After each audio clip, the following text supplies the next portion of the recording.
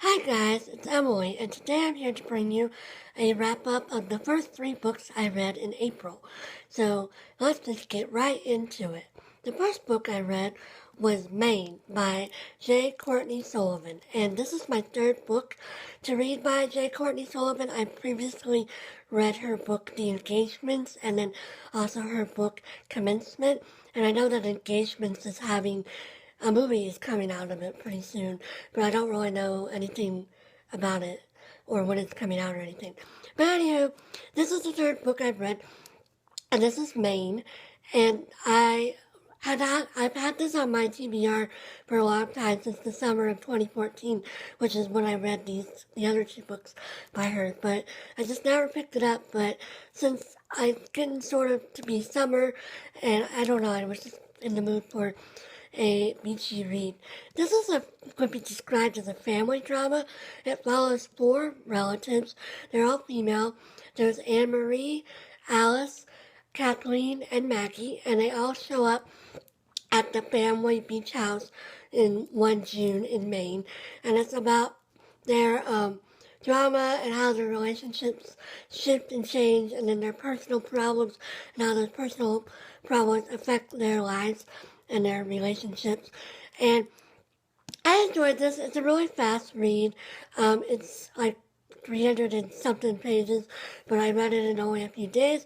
I found the characters to be realistic, and I enjoyed it because each chapter is narrated by a different relative, a different woman, and so you get the same events from different perspectives, and you sort of get to see how their relationships developed, because at the beginning, pretty much every relationship in the family is negative, and so you get to see sort of how that developed and why they're having so many issues and so much drama in their family.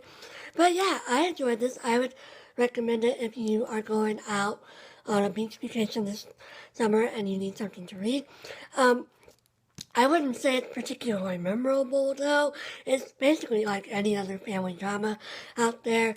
I found it to be, well, not predictable per se, but I just was not really surprised by anything that happened within the book, just because I've read a lot of other family dramas. But yeah, I recommend this if you're looking for a beachy family drama sort of read for your trip this summer. The next book I read this month is Born a Crime by Trevor, and I read this mostly on audiobook, and then I finished the last of it up in this physical copy. I really enjoyed the audiobook. Trevor narrates it, and he pronounces all the South African terms correctly, and he does really good emphasis on, stories, and he makes you laugh, and it's very funny. I did not know, I knew who Trevor Noah was, but I've never watched his show. He is the host of The Daily Show now. He was Jon Stewart's replacement, and this book is about his childhood growing up in Africa, or South Africa, I should say. He is half black and half white, and he was born during apartheid, which is, how blacks and whites had to be separate and all that. And his birth was basically a crime, because you weren't allowed to have sex with people of a different race. And so his parents broke the law by having him be born. And so he talked about how when he was a kid, when he and his mother went to the mall, his mother would have to walk like really far away from him and sort of act like she wasn't his mother.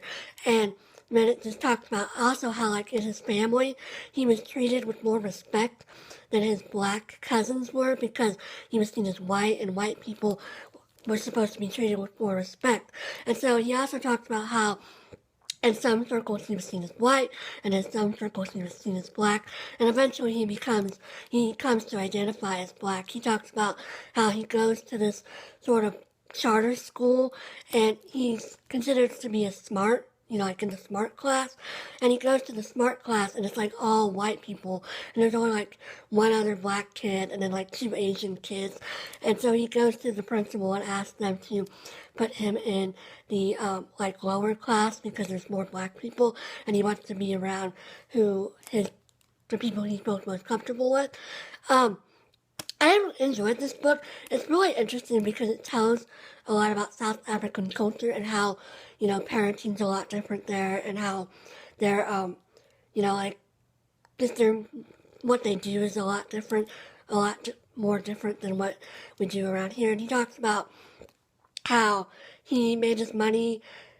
He got into ripping CDs, like copying them for people, and he made a ton of money. And he, was actually sort of thinking about living the hood life forever, like just making money through like lesser crime. Like he talked about how that wasn't even considered a crime in the hood because, so many people did other like worse crimes, like burning CDs wasn't even that big of a deal. And it was just a really fascinating book, and I highly recommend it, especially on audio, because, like I said, he narrates it himself, and he's just really good at emphasizing things. There is some bad language in this, and also there's one part where he's talking about pooping, and I mean, I personally didn't understand why that part was in there because I was like, why would you want a ton of people to know about that? But it's really funny and he makes it funny and you laugh, but you're also like, why are you talking about pooping? And of course, he doesn't say pooping, he says the S word, so just so you know. But yeah, I highly recommend this if you're looking for an audiobook or if you're looking to read a celebrity memoir that is really interesting and really, he also talks a lot about like race issues and things like that, so it is really relevant to our culture as well. So yeah, highly recommend this book. I gave it 4 stars because I would definitely listen to the audiobook again if I ever was in a car or somewhere where I needed an audiobook. So yeah, I highly recommend this one as well.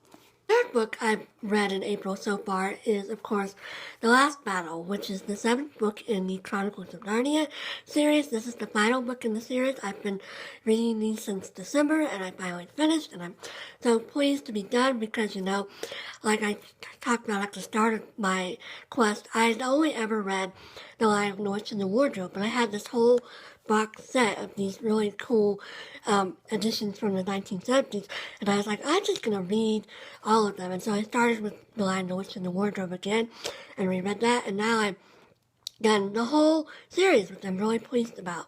So in this book, it's the end of Narnia, and so you sort of get to see the end of the world, and it's really cool because all of the main characters from the last books have come in, and you get to see them again, and you get to see them in Aslan's country, which is basically the equivalent of heaven, and Aslan is there, and so you just see how Narnia ends, and how they are all gathered into Aslan's country.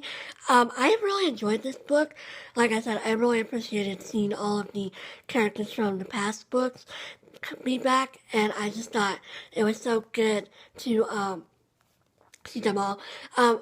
Like some of the other books, there is some offensive language in here, especially because the enemies of the Narnians are the Calamarians, and they're basically meant to be Muslim people, although it's not said. And in this book, they're called darkies several times, which of course is really offensive to us, and that kind of bothered me. So I definitely, if you're ever going to read this to your kids, I would highly recommend an edit, because you definitely don't want to be saying the word darky, because that's just not good. And yeah, but there is actually one of the Calamarians actually ends up in Aslan's country, and there's this really great passage about Aslan's telling the Calorman that even though he was worshiping Tash, which was the Calorman god, because he was so loyal to Tash, and because he was doing his service to Tash out of the goodness of his heart and out of a pure belief, that he still gets to come to Aslan's country because Aslan sees it as doing it for him, even though he never praises Aslan or did anything like that. He just because his intentions were pure, he gets to come to Aslan's country, and I found that really good. it was a nice contrast to all the offensive language, but yeah. So I enjoyed this. This book also has that famous line, or maybe I should say infamous line about Susan, how she's not a friend of Narnia because she's too focused on lipstick and nylon, and that line is really, you know, seen as offensive to some people. I personally don't find it offensive because what he's talking about is that she's too focused on like worldly things and on being a grown up. And they even say, she's so worried about being grown up and appearing to be grown up. And that really just relates to um, C.S. Lewis's belief that like when you're having pure faith, you're being like a child, and that's sort of like Jesus' command to let all the little children come to me and, become a child in my presence. And so I don't particularly think that's offensive. I know some people disagree about that. But anyway, I enjoyed this, and I enjoyed the series. I recommend the series. There is a lot of Christian imagery, so of course, if you would be offended by that, you shouldn't read this, but I found these to be really great, and I'm glad I read them. And yeah, I really appreciated reading them. So that's all I've read in April so far. I hope everybody's having a great reading month, and I hope you're having a great Easter if you celebrate Easter. And I just hope everybody's having a great weekend, and I'll talk to you again soon. Bye!